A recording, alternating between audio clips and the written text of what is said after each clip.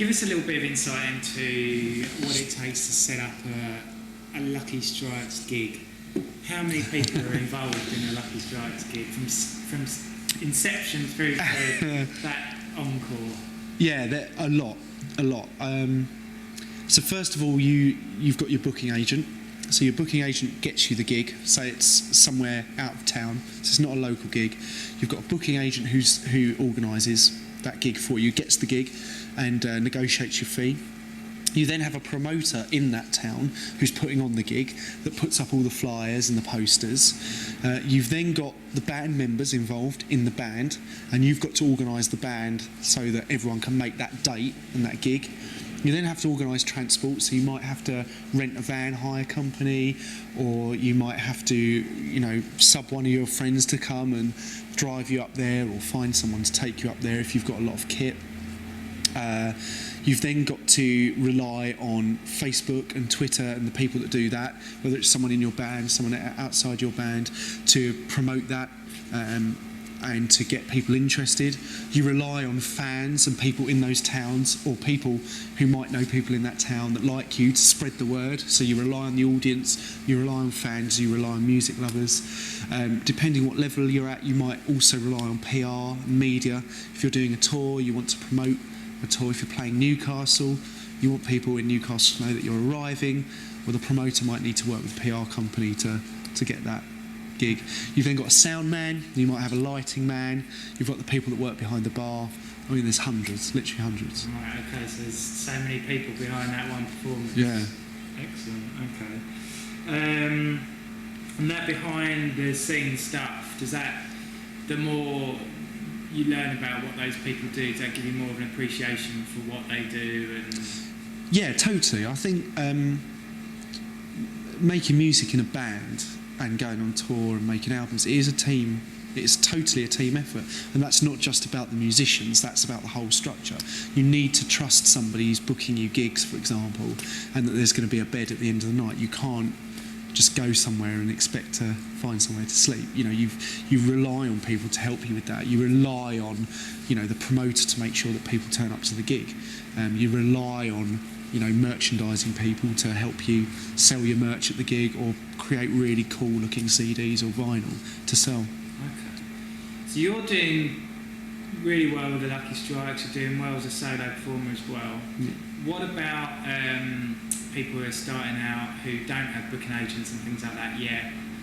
What advice would you give them if they're sort of just gigging locally but looking to take it a step further? Who are the people they need to get in touch with first? I think my one advice would be, from my experience, is that no one will work harder for your music than you. And you can't and shouldn't rely on other people explicitly to do your own stuff. So you need to be always there, working with different people, working with people all the time, pushing those relationships. You need to make those.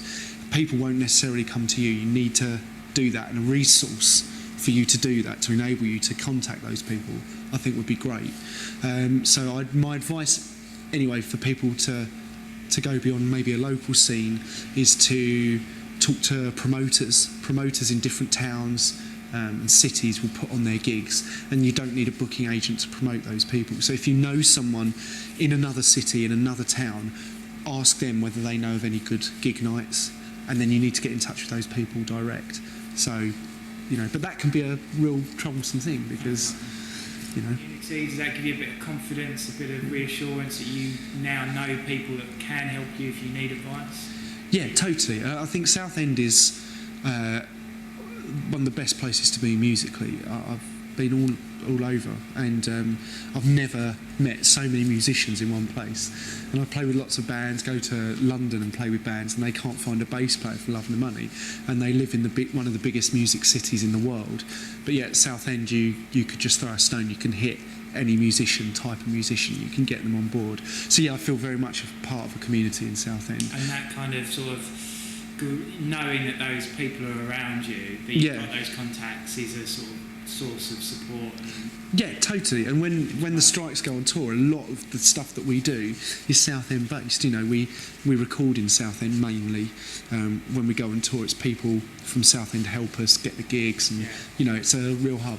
but you've got people further afield that can help you. Totally, yeah. Our booking agent's at the moment is based in Halifax, so he's in West Yorkshire. You know, our distributor's based in London. Yeah, we've got we know people that help us all over the country. Nice, okay. Just a couple more questions. What's your favourite venue you've played at and why? There's quite a few. The Cluny in Newcastle is fantastic because it's a great venue. It's got a great scene. People respect it and go to it. They do great food and they look after their artists really well. One of my other favourites is a place called El Macambo in Toronto. I was lucky enough to play there once, and it was just a really cool venue. Lots of great sort of pictures on the wall, a real good scene, and